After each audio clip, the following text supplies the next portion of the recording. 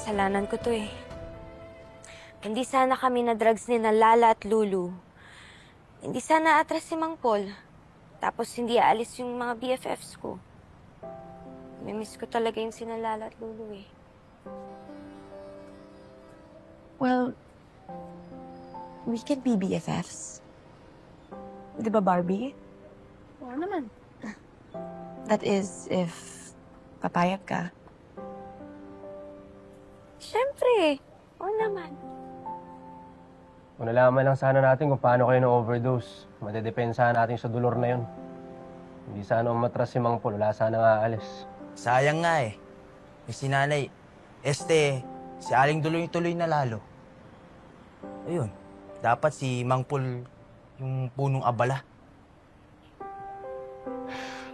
Respetuhin na lang natin yung desisyon ni Mang Paul.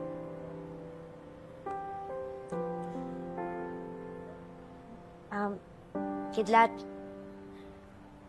Salamat pala sa pagtulong mo sa amin kanina. Oo naman. Matik na yun. Akala ko kasi naniniwala ka na adik kami. Oo naman, adi ka naman talaga eh. Sa akin. Kinilig. Oo. Hindi, meron lang. Pero matya, kahit kailan di papasok sa isip ko na magagawa niya yun. Kahit ano pang sabihin ng ibang tao.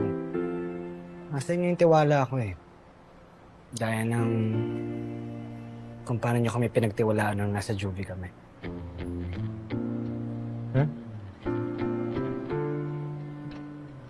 Salamat ah. Pero adik ka pa rin sa akin. Ikaw yun. Wow, ah. Feeling. Nakasag ka na ngayon. Ay,